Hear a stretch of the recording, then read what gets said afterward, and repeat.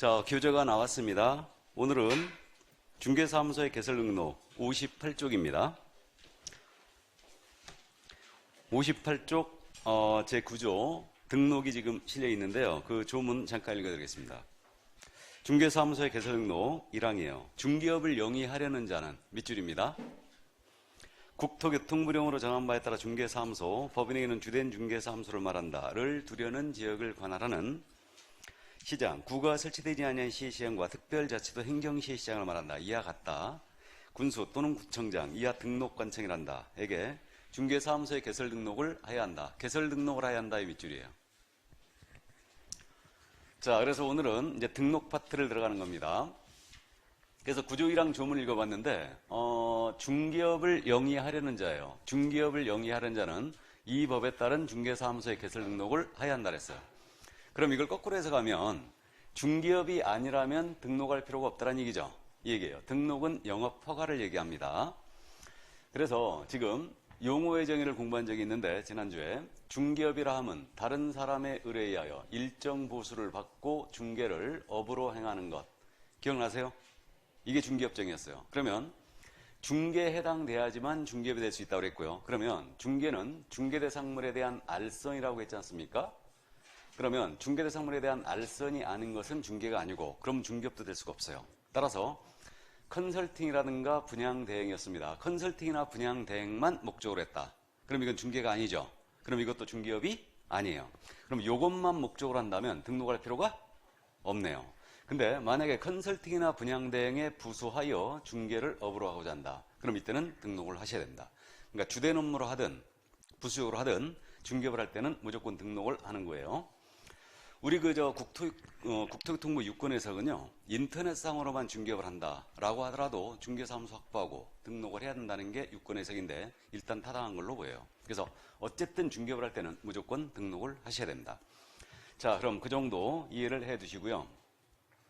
그럼 여기 등록이란 개념 자체는요, 일정한 사실관계나 법률관계를 행정관청에 비치된 장부에다가 기재한 행위, 기재자체를 등록을 하는데 이건 영업허가다. 그렇게 이해하시면 돼요. 그럼 연역을 잠깐 말씀드리면 그 1961년도였죠. 이때 소개영업법이 있었다고 그랬죠. 그럼 소개영업법이 있었는데 이때 당시에는 중개업 진입을 하기 위해서는 신고제였어요? 허가제였어요? 등록제였어요? 신고제. 그러니까 이때 신고하고 중개업 진입한 분들이 지금도 존재한다고 그랬죠. 이분들을 저는 뭐라고 부른다고요? 중개인. 정확하게는 우리 법에서는 현재 법제 7638호 부칙 제6조 제2항에 따른 개업공사 이렇게 돼 있어요. 근데 현재 이걸 줄여서 저는 중개인이라 부를 거다. 자, 그랬다가 1961년도에 박정희 정권이 들어섰죠. 그러면서 경제개발 시작되면서 부동산 투기가 전국적으로 만연했다고 그랬어요. 그래가지고 1983년도 12월 말에 부동산 중개업법에 제정이 됐었죠. 그리고 이 중개업법 제정 당시에는 허가제였어요? 등록제였어요? 허가제였죠. 이때 당시에는. 그래서 이제 허가받고 중개업 진입을 했던 겁니다. 그랬다가 이 중개업법 7차 개정이었죠. 이 7차 개정이 언제 있었냐면 1999년도 개정이에요. 1999년도 기억나세요? IMF 시대였습니다. 1997년도 12월 달에 IMF가 터졌고 우리 경제가 다운힐로에 있었어요. 그래가지고 경제 전반에 대한 규제를 쫙 푸는데 이 허가제였던 것을 등록제로 전환을 시켜요. 그래가지고 지금 현재까지도 이어져 내려오고 있는 겁니다. 그러니까 우리가 지금 현재 공인중개사법이라고 공부하고 있잖아요. 원래는 모태가 뭐다? 부동산 중개업법이에요. 이게 법 명칭까지 바꿔갖고 지금까지도 내려오고 있는 겁니다. 그래서 지금 현재는 등록을 하셔야 되죠. 그래서 이거는 영업허가를 받는 거다. 이 정도만 이해를 일단 해두시기 바랍니다. 자, 그래서 중개업을 영위하고자 할 때는 이 법에 따른 중개사무소에 등록을 해야 된다. 그럼 그 교재 59쪽에요. 등록의 법적 성격이 있거든요. 이런 건 시험에 안 나오니까 이번 순환 땐 그냥 통과합니다. 넘어가죠. 자, 그럼 60쪽에 중개사무소의 개설 등록 절차가 나옵니다. 그래서 그 개설 등록 절차에서 가장 먼저 나오는 게 중개사무소 등록 기준이에요. 그래서 이제 등록을 하고자 할 때는 등록 기준을 먼저 확보해야 됩니다. 자, 그래서 등록 기준으로 가잔 말이에요.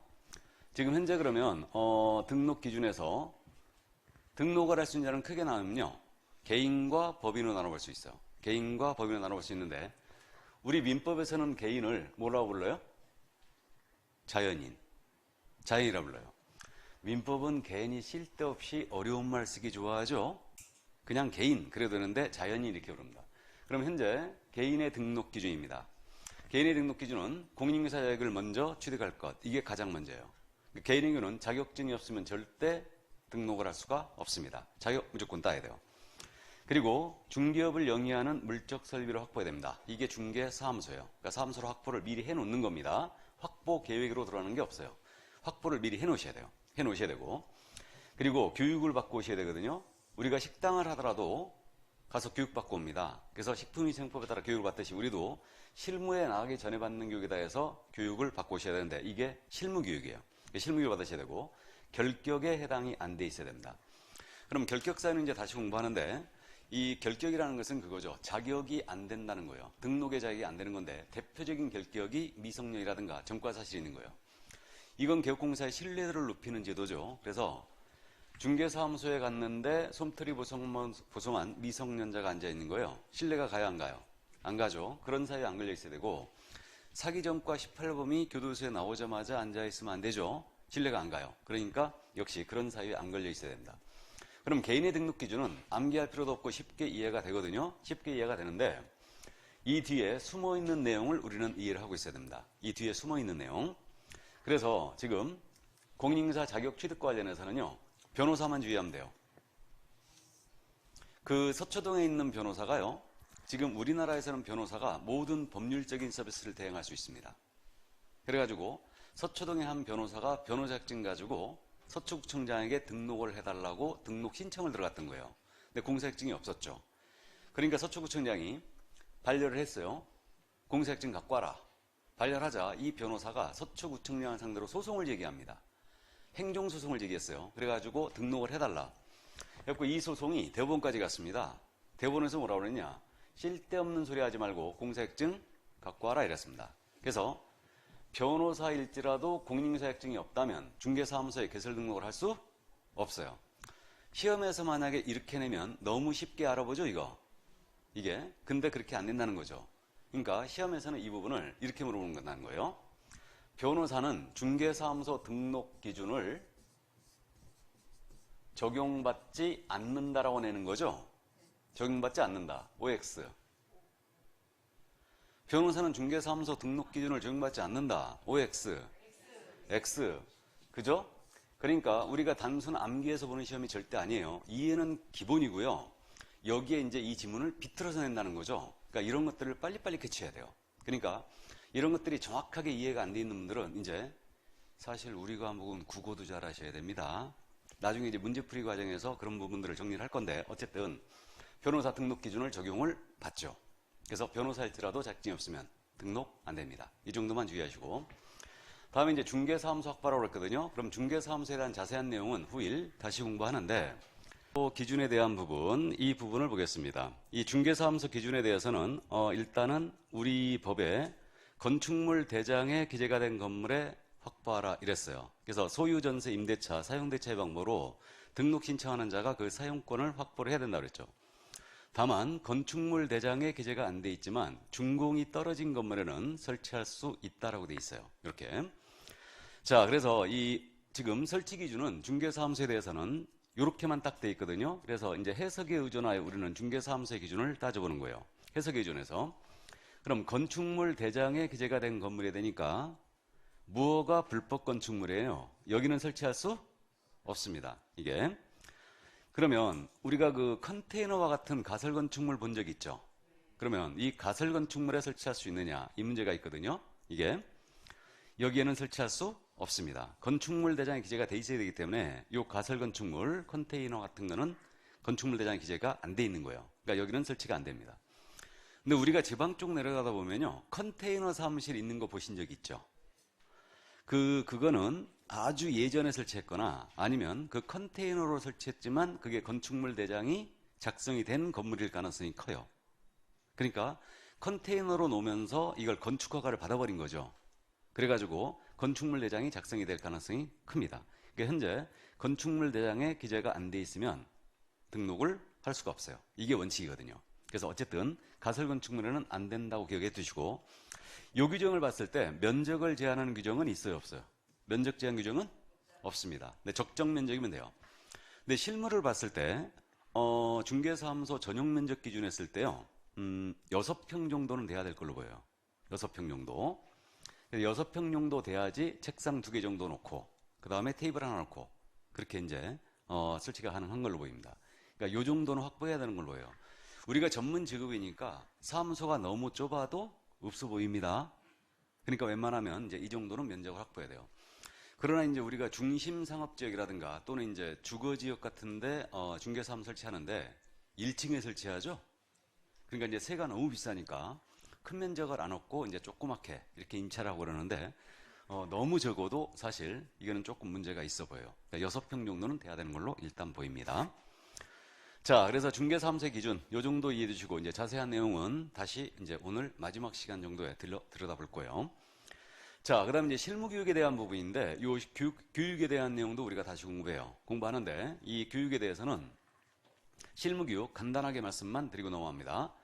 요 실무교육은 언제까지 받아야 되냐면 등록 신청하기 전에요. 등록 신청 전 1년 내 실무교육을 받으셔야 됩니다.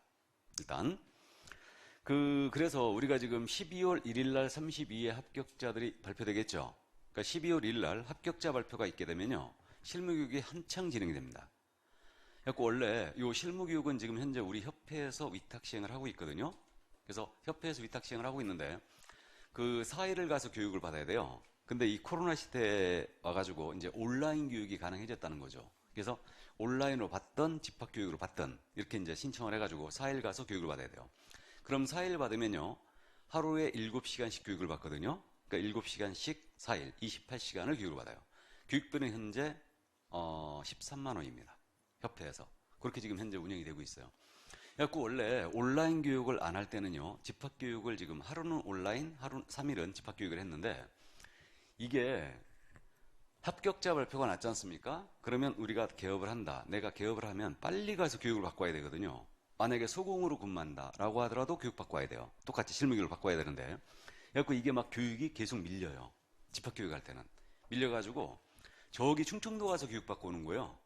그런 분들도 있었어요. 나는 사무실 임차를 해놨는데 교육을 못 받아가지고 개업이 안 되는 거예요, 이게. 등록이 안 되는 겁니다. 그래갖고 이제 빨리 신청을 해야 되죠, 이게. 그래서 어쨌든 이제 우리는 합격자 발표가 나면 교육을 받고 소공으로 근무하든 개공으로 근무하든 그렇게 이제 준비를 하는 겁니다. 그래서 이 실무교육에 대한 자세한 내용은 후일 이제 공부를 하니까 그 정도만 이해를 일단 해두시기 바랍니다. 자, 그래서 여기까지. 개인의 등록 기준, 결격 사유는 이제 자세히 다시 들여다볼 거고요. 여기까지고요. 그러면 이제 법인의 등록 기준이요. 그럼 법인으로 등록을 들어간다. 그럼 법인도 큰 틀에 있어 갖고는 개인과 차이가 없습니다. 개인과 차이가 없는데 법인이기 때문에 갖춰야 될 기본 요건이 있어요. 그래서 법인이기 때문에 갖춰야 될 기본 요건이 바로 요거예요. 개인으로 따지면 이 부분이 바로 자격 취득에 해당하는 사항이 아닌가 이런 생각이 듭니다. 그럼 나머지 요건은 똑같다는 얘기죠. 나머지 요건은. 그럼 법인이 갖춰야 될 기본 요건이 뭐냐면 법인은 등록을 하기 위해서는요. 우리 법이 정해준 업무가 있거든요. 이게 법정 업무예요. 그래서 우리 법이 정해준 업무만을 영위할 목적으로 일단 설립이 돼야 됩니다. 설립이 돼야 되고 법인은 자본금이라는 게 있거든요. 이 자본금은 무조건 5천만 원 이상이어야 돼요. 5천만 원 이상에 등록할 수 있고 그리고 조직은 상법상 회사의 형태를 갖추거나 협동조합 기본법이 있거든요. 이 법에 따른 협동조합의 형태를 갖춰주면 돼요. 단 협동조합 중에 사회적 협동조합은 등록할 수가 없습니다. 그리고 임원에 대한 요건인데 대표자는 공인인증서야 되고요. 이 대표자를 제외합니다. 제외한 임원 또는 사원인자의 3분의 1 이상은 공인인증서야 돼요. 여기까지. 이게 이제 법인으로 갖춰야 될 기본 요건인데 이 뒤에 숨어있는 내용을 우리는 이해를 조금 하셔야 됩니다. 숨어있는 내용을. 그럼 먼저 법인으로 등록을 들어가기 위해서는 우리 법이 정해준 업무만을 영위할 목적으로 설립이 돼야 된다. 이게 이제 법정 업무인데 그래서 오늘은 나열만 해드립니다. 이 부분은 다음 주에 자세히 들여다볼 거거든요. 그럼 우리 법은 법인이 할 수 있는 업무를 딱 정해줬어요. 그래서 법인은 토탈 7가지 외에는 아예 할 수가 없습니다. 그래서 법인은 중개업 외에 6가지 업무를 더 할 수 있거든요. 그러니까 그 6가지 업무가 소위 법인의 겸업이라고 부르는데 이 6가지 업무를 법인은 꼭 해야 되는 게 아니에요. 할 수도 있고 안 할 수도 있어요. 일단 그러면 그 6가지 업무라는 게 뭐냐면 주택 상가 관리 대행을 할 수 있고요. 부동산 이용 개발 거래 원한 상담할 수 있어요. 이게 부동산 컨설팅이에요. 이게. 그리고 개업 공인인규사를 대상으로 한 중기업의 경영기법 및 경영정보 제공을 할 수 있어요. 이게 이른바 중기업 경영 컨설팅인데 이걸 전문용어로 제가 프랜차이즈라고 부를 거예요. 이거를. 그리고 주택 상가에 대한 분양 대행을 할 수 있습니다. 다음에 경공매 업무를 당연히 법인도 할 수 있고요. 그리고 마지막으로 주거 이전에 부수되는 용역의 알선, 이사업체나 도배업체가 있죠. 이것을 소개하는 것까지는 돼요. 그래서 법인이 할 수 있는 업무가 바로 6가지 업무가 더 있는 게 요겁니다. 그럼 여기서 우리가 생각해 볼 게 법인으로 등록을 하기 위해서는 우리 법이 정해준 업무만을 영위할 목적으로 설립이 돼야 돼요. 그럼 여기에 건축업이라는 게 있어요, 없어요? 없죠. 그러면 등록 신청 들어온 법인이 목적 사업에 만약에 건축업이 들어가 있었다. 그럼 등록을 할 수 있다, 없다? 없다라는 얘기예요. 그 얘기입니다. 그러니까 이 7가지 외의 것이 들어가 있으면 등록을 수리하지 않아요. 근데 등록 신청 들어온 법인이 덜렁 목적 사업에 6가지 하나도 없고요. 중기업만 딱 들어가 있는 거예요. 그럼 등록이 수리될까 안 될까요? 되죠. 이 6가지를 꼭 해야 되는 거 아니니까. 또 등록 신청 들어온 법인이 중기업 외에 부동산 컨설팅만 들어가 있는 거예요. 그럼 등록 수리된다는 얘기죠. 그죠? 부동산 컨설팅을 할 수 있잖아요. 근데 건축업 같은 게 들어가 있었다. 그럼 등록할 수 없습니다. 이 얘기예요. 이게 법정 업무예요. 그러니까 나중에 요거는 두음자 따서 모두 암기를 할 겁니다.